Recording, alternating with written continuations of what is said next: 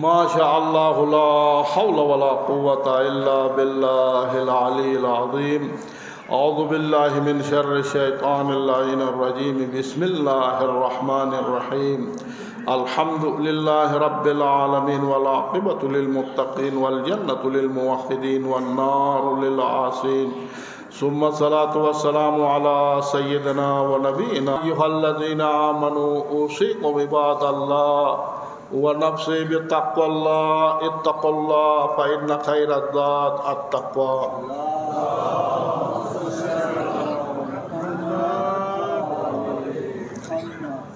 میرے محترم مومنین، بار دیگر سب سے پہلے اپنے آپ سے، پھر آپ بہترین متقی پرہیزگار مومنین سے تقوی الہی کی سفارش و گزارش کی جاتی ہے۔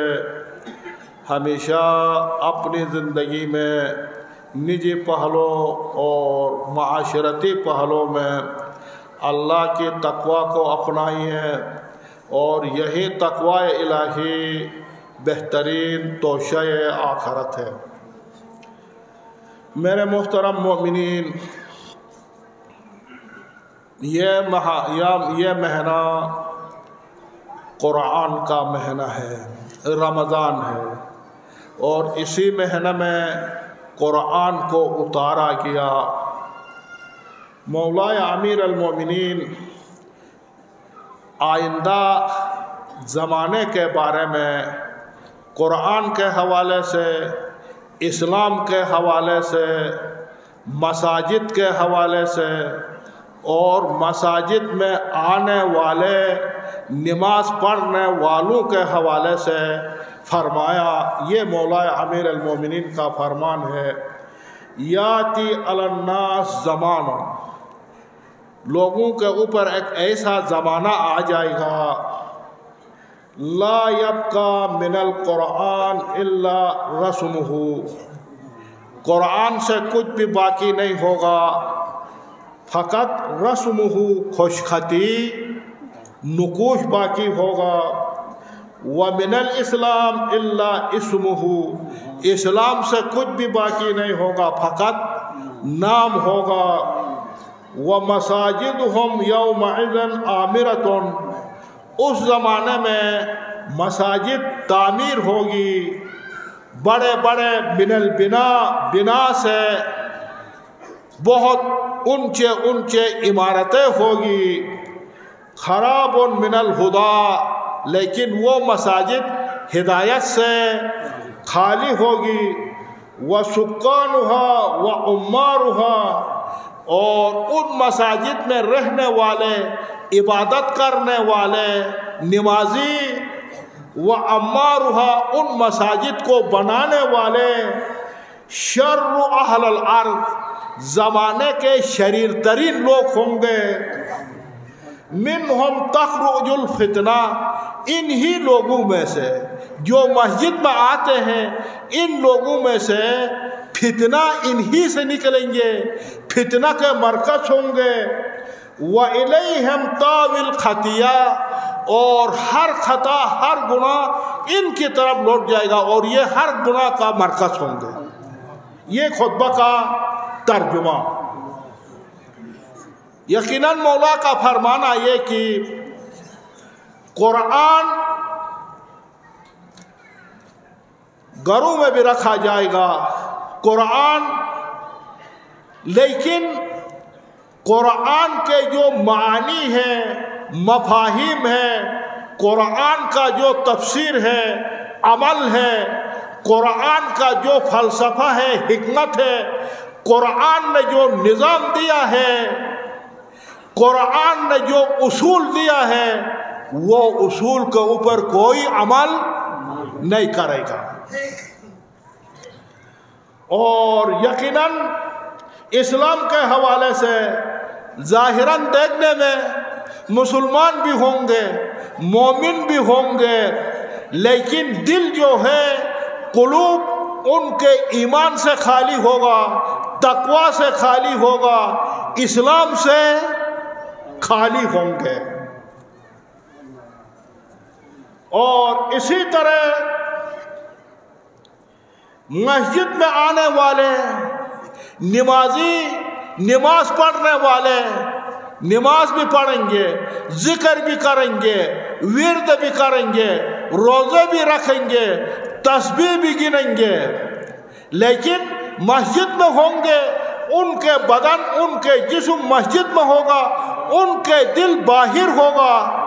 جب نماز سے فارغ ہو کر باہر جب جاتے ہیں تو پھر معاشرہ میں فساد پھیلاتے ہیں، پھر معاشرہ میں فتنہ بپا کرتے ہیں، پھر معاشرہ میں انتشار بپا کرتے ہیں، کوئی نہ کوئی شرارت معاشرہ میں کرتے ہیں۔ بس اس کا معنی یہ کہ یہ ان کی عبادت نہیں ہے۔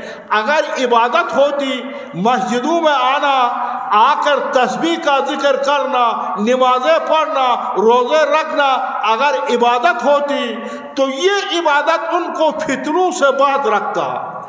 یہ عبادت ان کو فتنوں سے باز نہیں رکھنا کا معنی یہ کہ یہ عبادت نہیں ہے، یہ ان کی عادت ہے۔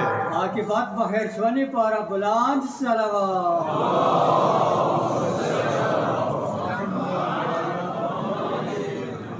اور یہ نماز پڑھنے والے اتنے شیطان، اتنے شرارتی ہوں گے، باہر جا کر فتنے پھیلائیں گے، اور جو فتنوں سے دور ہونا چاہے ان کو بھی بڑے مکار ہوں گے، زبردستی ان کو فتنوں کے اندر داخل کر دیں گے اور فتنوں کی طرف، گناہ کی طرف دھکیل دیں گے۔ یہ آخر زمانے کا اور ایسا فتنہ کرنے والے، خدا نخواستہ اگر کسی قوم میں ایسی فتنہ گر قوم ہے، ایسا ہو، مولا امیر المومنین فرماتے اللہ اپنی ذات سے قسم کھا کر فرماتا ایسا فتنہ گر قوم کے بارے میں، ایسے فتنے کرنے والے لوگوں کے بارے میں اللہ کہتا ہے میری اپنی ذات کی قسم، ایسے فتنہ گر قوم کو ایسا عظیم فتنہ میں ڈال دوں گا، ایسا عظیم فتنہ نازل کروں گا کہ وہ سرگردان ہوں گے، پریشان ہوں گے اور انگشت پہ دندان رہ جائیں گے، حیران و دنگ رہ جائیں گے۔ ان کے عقول، ان کی فہم و فراست نہیں سمجھ پائے گی، ایسی عظیم فتنے ان کے اوپر نازل کر دوں گا جو نہیں ذرا کی دن کی پروردگار خوشنودائی پارا سوال نس معصومینوں باندے دقل حالات سے حوالی پارا بلندتر صلوات۔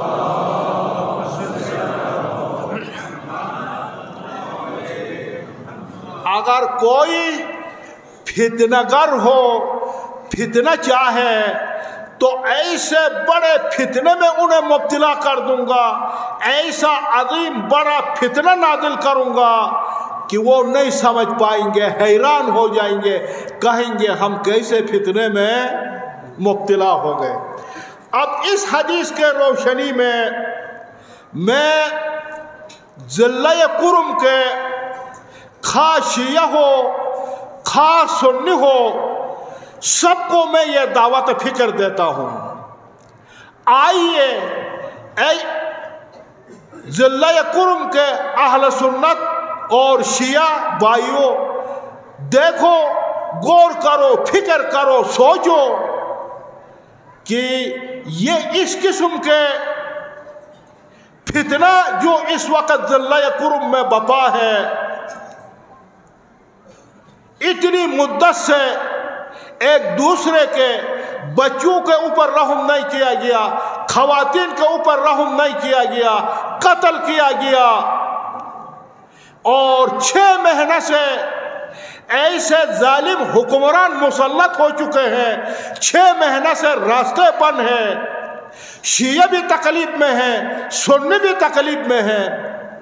کیا یہ کوئی ہمارے اپنے اعمال کا کوئی نتیجہ تو نہیں ہے؟ کیا یہ کوئی مکافات عمل تو نہیں ہے؟ اور ظالم حکمران مسلط ہونا یہ بھی مکافات عمل کا ہوتا ہے. ظالم حکمران کسی قوم کے اوپر مسلط ہونا یہ بھی اس قوم کے مکافات عمل کے نتیجے میں خدا ظالم حکمرانوں کو مسلط کرتا ہے. جس طرح بخت النصر بنی اسرائیل کے اوپر مسلط کیا، چنگیز کو مسلط کیا، مغولستان سے قتل عام کرتے کرتے کرتے کرتے پہلے ایران، افغانستان، یہ تمام علاقوں کو ملا کر خراسان کہا جاتا تھا. سارے خراسان کو فتح کرتے کرتے جب ایران کا ایک شہر ہے ہمدان میں پہنچا چنگیز، تو یہ چنگیز کا داستان بھی بڑا عبرتناک ہے، درس آموز ہے، عبرت لینے والوں کے لیے بہت عبرت آموز داستان ہے. جب چنگیز ہمدان میں پہنچا تو چونکہ چنگیز کا خون کا نشہ تھا، خون کا خمار تھا، خون گرتا وہ خوش ہو جاتا.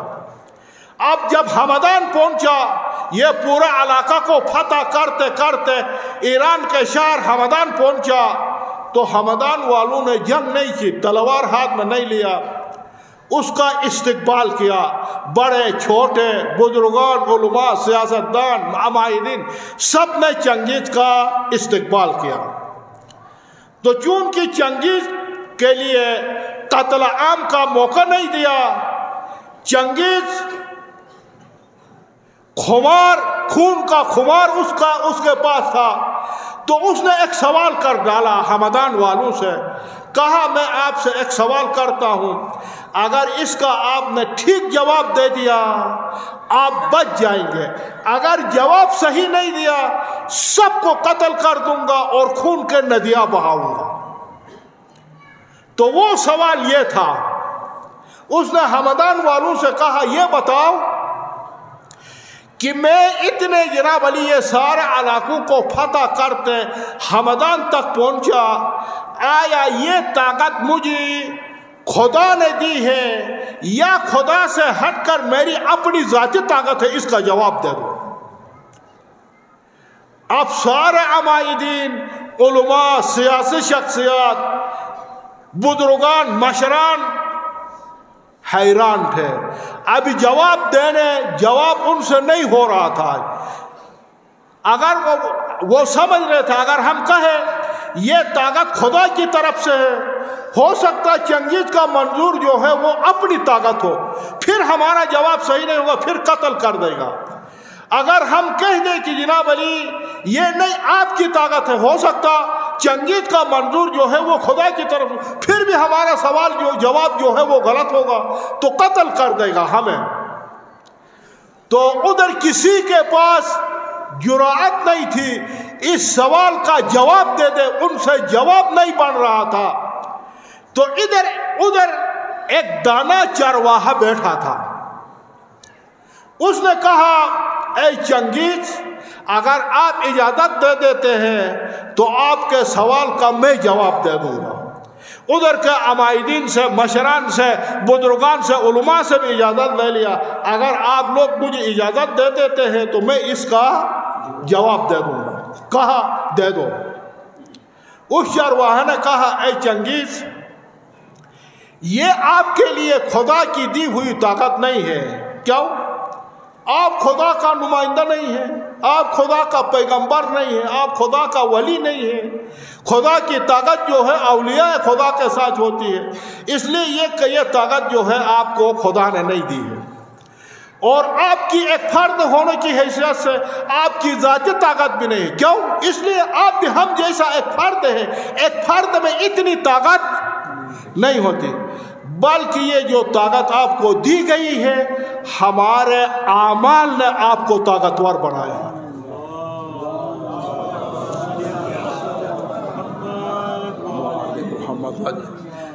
ہمارے بدعمالیوں نے آپ کو یہ طاقت دی، آپ کو ہمارے اوپر مسلط کیا. ہم نے اپنے علماء کی بات نہیں مانی، ہم نے اپنے بزرگان کی بات نہیں مانی، ہم نے اپنے عمائدین کا بات نہیں مانی، اور یہ ہمارے اعمال کی وجہ سے آپ کو یہ طاقت دی گئی ہے، اور یہ ہمارے اعمال کا آپ کا مسلط ہونا ہمارے اعمال کا مکافات عمل ہے۔ چنگیز کو یہ جواب جو ہے بہت پسند آیا، اس کو شاباش دے دیا، اور سب جو ہے وہ قتل سے بچ گئے۔ اب آپ مثال کے طور پر اگر ایک گھر ہے، فرض کریں ایک گھر کے اندر اگر 10 افراد ہے، 10 افراد ہے، اگر ان 10 افراد میں ایک گھر کے اندر اگر کوئی مشر نہ ہو، ایک مشر کی بات تو وہ 10 افراد گھر والے نہ چلے، مشر نہ ہو، اور ہر کوئی اس گھر کے اندر 10 افراد کے گھر کے اندر ہر کوئی خود سری کرے، ہر کوئی اپنی منمانی کرے، تو وہ گھر بھی نہیں چلتا، گھر بھی تباہ ہوگا۔ چرست ایک معاشرہ میں ایک پورا اجتماع میں، اور یقیناً یہ ایسا حکمران کا مسلط ہونا وہ مقولہ ہے کہا جاتا، اور وہ قوم جس حکومت کی جن حکمران کی شائستگی رکھتی، لیاقت رکھتی، ایسے حکمران آ جاتے ہیں، ایسی حکومت آ جاتی ہے۔ یہ ظالم حاکم کا مسلط ہونا یہ بھی ایک مکافات عمل ہوتا ہے۔ ابھی پاکستان میں جو ایک دہشت گردی عروج پر ہے، ایک دہشت گردی کا لہر چل رہا ہے، فتنہ خوارج انتہا سرگرم ہے۔ اس حوالے سے گزشتہ جمعہ میں بھی میں نے عرض کیا تھا، پھر تکراراً عرض کر رہا ہوں کہ اس حوالے سے جس طرح ہمارے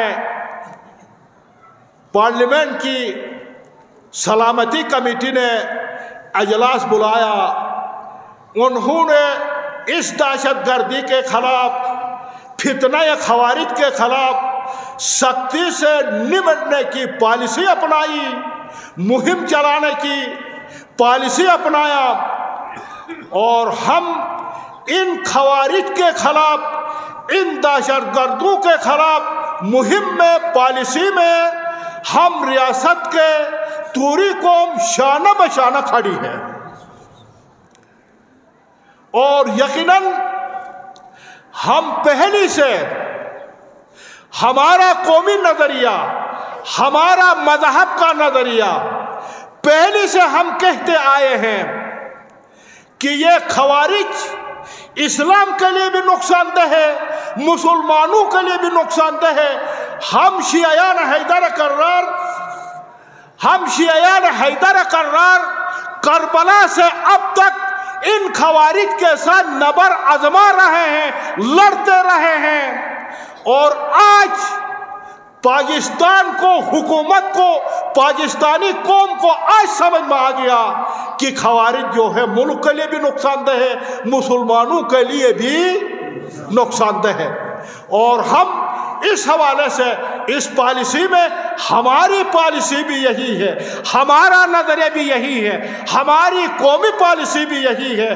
ہم ہر وقت ان خوارج کے ساتھ لڑنے کے لیے اور ان کے ساتھ دفاع کرنے کے لیے، مٹی سے دفاع کرنے کے لیے، وطن سے دفاع کرنے کے لیے ہم وقت ریاست کے ساتھ کھڑے ہیں، اور انشاءاللہ اور یقیناً حکومت بھی جانتی ہے اور ہمارے قوم بھی جانتی ہے کہ اس ایجنسی میں، ضلع قرم ایجنسی میں توری قوم نے فوج کی جنگ لڑی ہے، فوج کی جنگ لڑی ہے، 3000 کے قریب، 2500 سے اوپر شہداء دی ہے اس مٹی کو بچانے کے لیے، وطن کو بچانے کے لیے۔ اب ہمارے ہر گاؤں میں قبور کے اوپر، شہداء کے قبرستانوں کے اوپر سرخ جھنڈے، یہ ہماری قربانیوں کا گواہ ہے۔ 2,500 سے اوپر قربانی دی ہے. اس علاقہ میں فوج کو ایک قربانی بھی دینا نہیں پڑی. اور ہماری ریاست کو چاہیے کہ سمجھے, ہمارے حکمرانوں کو چاہیے کہ سمجھے, اگر خدا نخواستہ اس علاقہ میں جو بارڈر کا علاقہ ہے جہاں توری قوم بس رہی ہے, توری قوم زندگی گزار رہی ہے, اگر خدا نخواستہ اس علاقہ میں شیعیان حیدر کرار کے علاوہ کوئی اور ہوتے تو یہ حال نہیں ہوتا. گورنمنٹ کو چاہیے کہ شیعیان حیدر کرار کا شکریہ ادا کرے. آپ کا دفاع توری قوم نے کیا ہے, آپ کا دفاع مٹی کے دفاع توری قوم نے کیا. 3,000 کے قریب شہداء دے کر اس مٹی کو بچایا ہے. آپ کو سمجھنا چاہیے اگر آج توری قوم ان علاقوں میں نہ ہوتی تو یہ اس طرح امن کے حالات نہیں ہوتے. کتنی دہشت گردیاں ہوتی, کتنی جناب فتنہ خوارج کتنا گرم ہوتا, کتنی فوج کو شہداء دینی پڑتی, کتنی ریاست کو شہداء دینے پڑتی. یہ شیعوں کا مرہون منت ہے جو آپ کو بچایا ہے. آپ کی قربانیاں اس قوم نے دے دی ہے.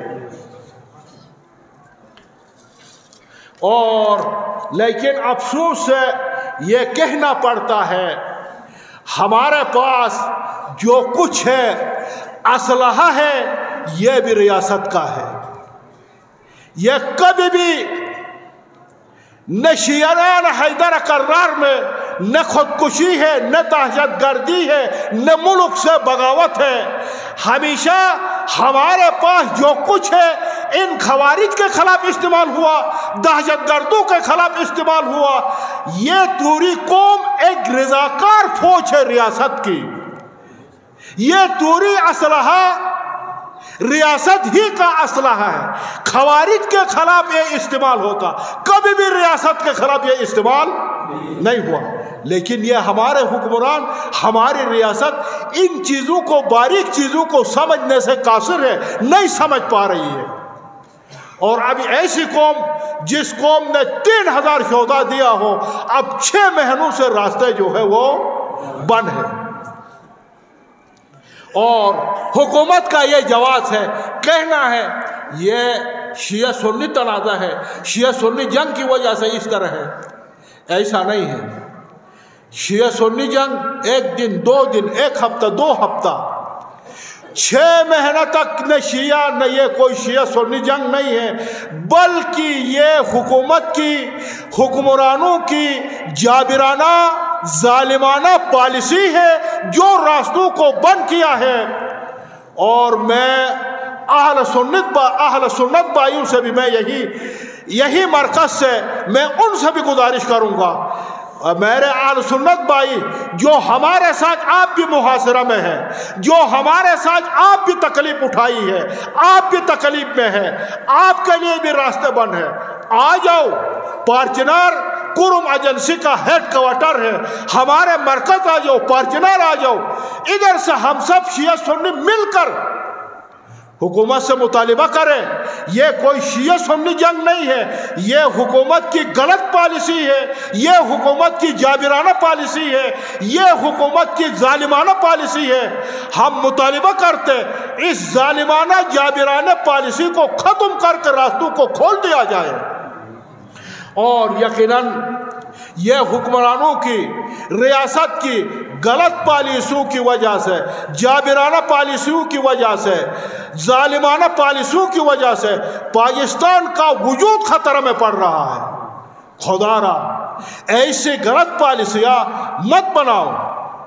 اور دعا ہے اسی کے ساتھ, پروردگارا بحق انوار طیبہ 14 معصومین, پروردگارا وطن پاک کو دشمن خارجی اور داخلی سے محفوظ فرما. پروردگارا پوری قوم کی مٹی کی خیر فرما. پروردگارا اپنی رحمت برکت نعمت اس جمع پر نازل فرما.